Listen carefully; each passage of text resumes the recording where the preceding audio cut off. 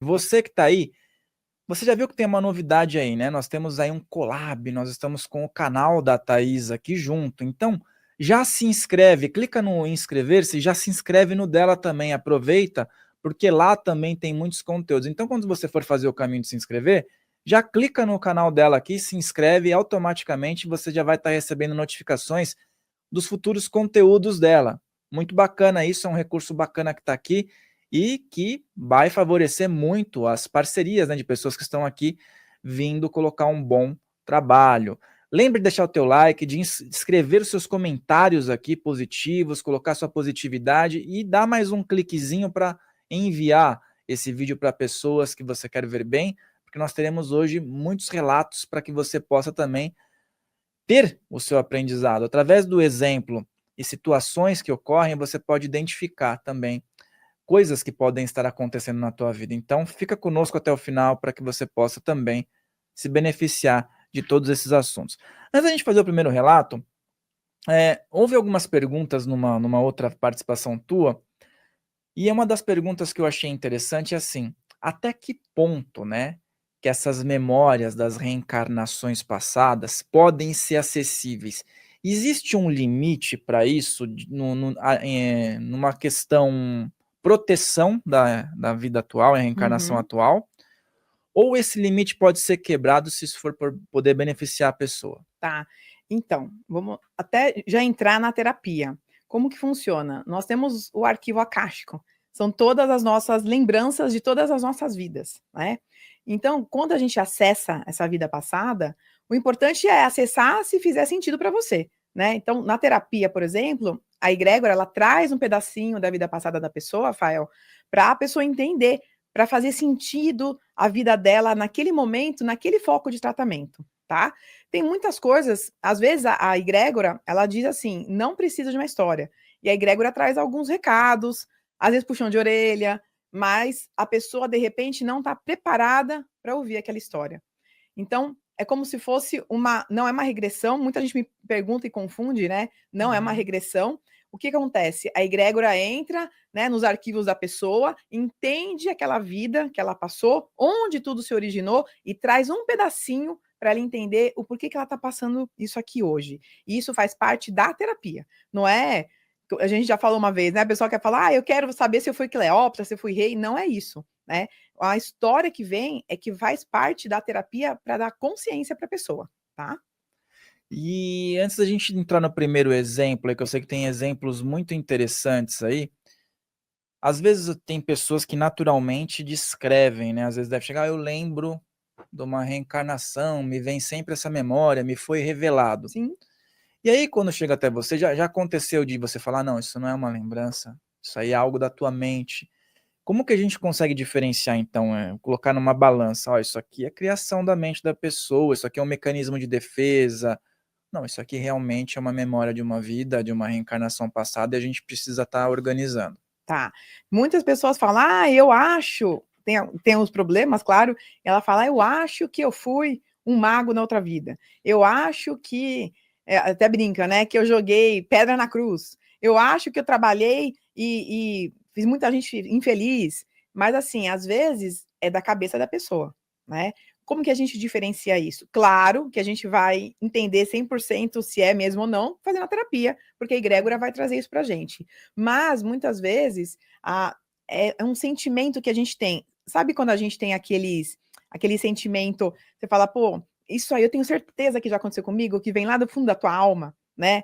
E aí você fala, bom, eu posso até entender, né? Ir lá fazer uma terapia para entender o que está acontecendo. Mas, muitas vezes, é até dessa vida ou da cabeça da pessoa. Por isso que a pessoa às vezes sofre, Fael, por uma coisa que não é verdadeira.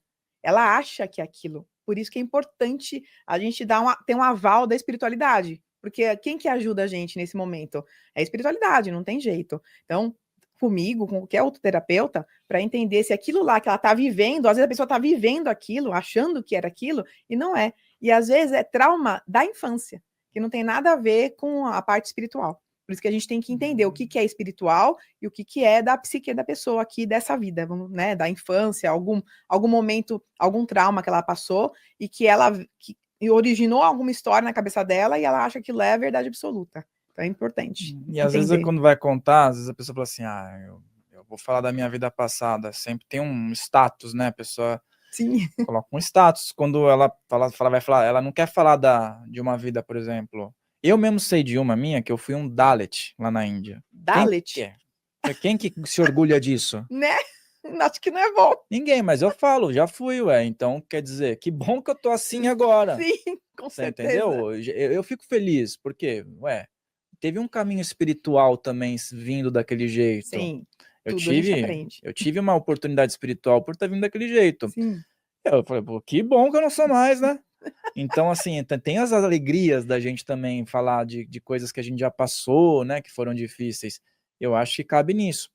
Vamos ler um primeiro caso aí, porque tem casos, olha, pessoal, tem é, coisas que você vai ouvir aqui que você vai ficar impressionado e que também vai ajudar muito a você entender certas coisas aí. Vamos lá. exatamente.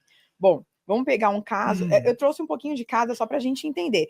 Você quer que eu fale como é a terapia primeiro ou a gente já segue nos casos? Explica pro pessoal como é que funciona, porque daí quando você for falando, aí o É pessoal já mais consegue, fácil de é. entender, né? Aqui, Fael, eu sei que não dá para ver, mas é uma ficha de anamnese, tá? Então, quando eu atendo a pessoa, eu escrevo, eu resumo o que a gente vai tratar. Então, vamos supor que a gente vai falar de prosperidade, e aí eu resumo o que está acontecendo na vida da pessoa. E eu ancoro com a egrégora. A egrégora de Santa Esmeralda, que é a egrégora do raio verde de cura. Então, eu ancoro com eles, antes de mais nada. Eu fico 3 dias da semana fazendo todos os tratamentos, tá? De todo mundo que vai fazer a terapia comigo na semana. E aí, o que eu pergunto para a egrégora? Se tem que trazer alguém na linha de relacionamento dela. O que quer dizer isso? Às vezes a prosperidade tem a ver com algo que aconteceu com meu pai em outra vida. Tem a ver com algo que aconteceu com a minha mãe. E se a egrégora trouxer alguém aqui, ela vai acabar dizendo quantas vidas a pessoa está junto e o que elas foram em cada vida. Então, hoje, se for com você, né, se trouxer seu pai, hoje você é filho dele, mas em outras vidas, o que vocês foram? Sócios? Você foi pai dele? O que aconteceu naquela ocasião que talvez, né, veio com trauma de vidas passadas e que você não consegue prosperar na vida? Então, se tiver alguém para ajustar a energia junto, a egrégora traz e também ajusta da pessoa. Se não, eles vão falar para você assim: não, Fael, só com você. A gente vai tratar só o seu campo energético e vamos seguir em frente, tá? Então, essa é a parte 1. A parte 2 é a zona umbralina. É onde a gente vai entender o que tem no seu campo energético. Então, será que tem obsessores, parceiros de afinidade, experiências genéticas, formas de pensamento, votos, contratos, pactos, pragas, maldições, magismos feitos, magismos recebidos, pentagramas? O que tem lá no seu campo que atrapalha a sua prosperidade aqui na vida hoje? E a egrégora vai trazer o que tem e o quantos tem de cada um. E a gente vai começar a limpar isso no seu campo energético por fases. Então, por exemplo, você tem lá 2 obsessores que atrapalham você no foco da prosperidade. O que vai acontecer? A egrégora vai me pedir 20, 15, 18 dias de tratamento. Depois desse tempo, eu vou refazer a terapia. E aí, pode ser que zerou ou pode ser que ainda tenha um. E aí a gente faz mais uma fase até zerar. Zerando todo esse campo é que a egrégora te dá alta. Então, isso gira em torno de 30, 40 dias em média, tá? Uma terapia gira em torno de 30, 40 dias até finalizar. E o outro passo é o que você tem no seu campo energético de fractais. Fractais de alma são pedacinhos seus de outras vidas que você traz aqui no campo energético e que, lógico, tem coisa boa e tem coisa ruim, mas que às vezes vem como um gatilho mental na tua vida, né? E aí eles vão falar: bom, no campo do Fael, no foco prosperidade, ele fez voto de pobreza, ele tem uma questão de não merecimento, ele alguma vida, ele falou que o dinheiro trazia desgraça para ele. Então, eles vão trazer o que tem para você entender e vão limpar isso também, tá? Se precisar mexer na parte da ancestralidade, eles vão falar o seguinte, que na linha materna e paterna, o que você tem de crenças limitantes e padrões. Aí eles vão te falar o que é, vão limpar isso. E se precisar puxar algum personagem seu que você foi em outra vida para limpar isso do seu campo, eles vão puxar. Então, às vezes, você foi um padre, uma freira, você trabalhou, você participou de guerra, você foi um personagem falido, suicida, abortado. Então, tudo que tiver prejudicando você no seu campo, eles vão trazer para você entender e vão limpar isso do seu campo energético. E, no final, eles trazem uma história de vida passada que é um pedacinho da história para você ter o entendimento do porquê que você está passando por isso aqui hoje. Isso se fizer sentido. Tem gente que não pode ouvir. Tem gente que, às vezes, não vai aguentar ouvir. Então, a egrégora, ela não traz. Ela traz recados sutis, que não é para interferir no livre-arbítrio das pessoas. E também a egrégora traz, às vezes, um puxão de orelha na gente, né? Porque entidades, eles não têm o sentimento que a gente tem. Você querendo ouvir ou não, você vai ouvir, vai pensar naquilo. E isso é a terapia, só para as pessoas entenderem como que eu vou conduzir aqui, né? Alguns casos. E é muito legal porque, muitas vezes, Fael, claro que o principal é a cura energética que a egrégora faz no campo energético da pessoa. Mas, muitas vezes, a história faz tanto sentido para a pessoa que a pessoa se cura pela história. Porque ela tá. Às vezes a pessoa tem que entender o que ela está acontecendo aqui com ela. Quando eu comecei tudo lá atrás, eu falei, bom, eu sei que eu tenho que trabalhar com cura, fui escolher uma ferramenta, mas eu queria levar um porquê, né? O porquê que eu estou passando por isso? Qual que é a consciência? Que expansão que eu tenho que ter de consciência com tudo isso? E é essa história que a egrégora traz, que dá para a gente olhar assim, você começa a olhar de cima para baixo e falar, poxa, eu não tinha pensado por esse ponto, por esse aspecto. Porque eu acho que às vezes a gente precisa de uma ajuda da espiritualidade para a gente. É como se eles te dessem um pontapé a falar, vai, agora você entendeu, vai viver a tua vida, e é assim que funciona aqui a terceira dimensão, né? Então eu falo assim, que eu costumo levar as pessoas com a egrégora até a porta. Basta a pessoa querer abrir a porta para ela entender e enxergar o mundo que é o mundo dimensional, que realmente é o verdadeiro. Aqui é uma escola, eu falo, né? Aqui a gente tem que aprender, a gente tem que ensinar, mas se a gente não souber algumas coisinhas da outra dimensão do mundo espiritual, fica difícil. A gente cai na terceira dimensão e a gente dorme, acorda, trabalha e tira férias uma vez por ano e olha lá. É verdade. Até falei num outro episódio, a minha pequena já estava tendo entendimento sobre isso. Mas é sempre Maravilhoso. assim, não acaba nunca esse mundo desse jeito, sempre vai ser assim, acorda, faz as coisas e vai dormir, não termina, ela fala assim, falei, enquanto você estiver aqui, não termina. Quando você voltar para cá, continua não terminando. E você falou um termo aí que me chamou a atenção, eu acho que o pessoal que está aí, experimentos genéticos, como assim? Experimentos genéticos podem ser chips ou implantes, que a gente até falou já, que os espíritos negativos, eles colocam no nosso campo, falando resumidamente, eles colocam no nosso campo etérico e comandam a gente lá da outra dimensão. Então, lá é muito mais tecnológico que aqui. Então, eles comandam mesmo para você ficar com raiva, com ódio, triste, querer brigar, porque eles se alimentam da nossa energia negativa. Então, quanto mais energia negativa você emana, melhor para eles. E aí, quando a gente começa a fazer um tratamento, uma terapia, o que eu faço junto? Eu faço na verdade, eu envio uma proteção espiritual para que os espíritos negativos não entrem no campo da pessoa. Porque a gente está aqui, a egrégora e a gente no tratamento. Quando claro que nós somos seres humanos, tá fazendo tratamento, pum, você vai deslizar, fica negativo. Nesse deslize, a egrégora está aqui, os negativos entram para atrapalhar. Fala, ó, para de fazer tratamento.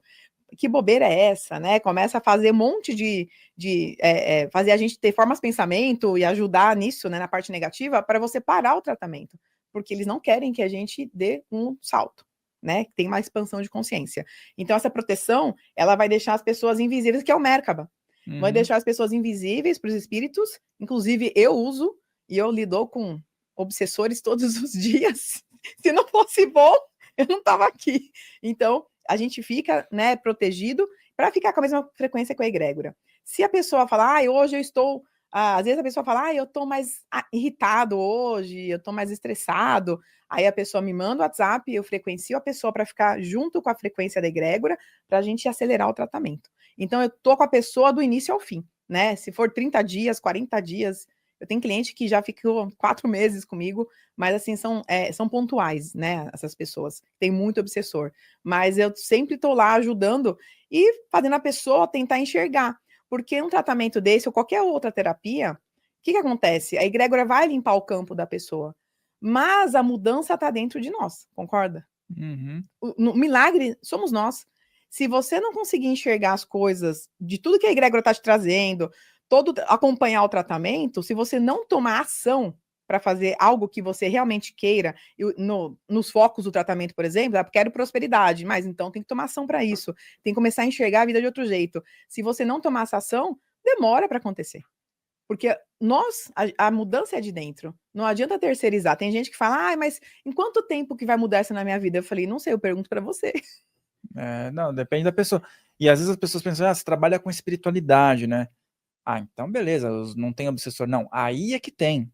Muito. As pessoas pensam tá livre. Não, aí é que você não pode vacilar, porque aí é que tem.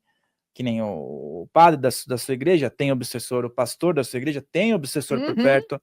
Não significa que a pessoa é ruim ou não. Todos têm algum obsessor querendo fazer algo, principalmente se estiver fazendo alguma coisa positiva. Exato. Então, assim, ninguém tá livre. Não. Cada ser humano tem essa possibilidade de lidar com isso ou não, né? Nem a gente tá livre. Nós somos seres humanos. Às vezes a frequência baixa. E qual que é a diferença da gente que estuda e das pessoas, não só a gente, as pessoas que estudam? Poxa, tá baixando minha frequência, sobe, puxa isso, puxa, porque sabe que pode entrar espírito negativo. Então, é por isso que eu falo, gente, estudem, mesmo porque quando a gente faz a passagem, Fael, se você não estuda e não acredita em nada, você pode ser enganado na outra dimensão.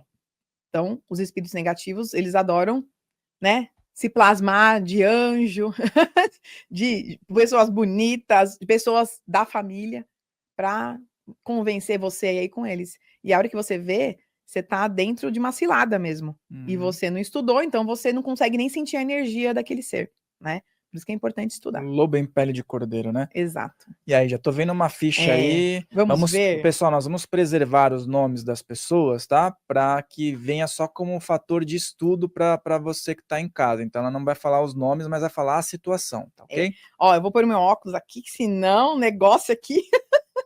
Vamos lá.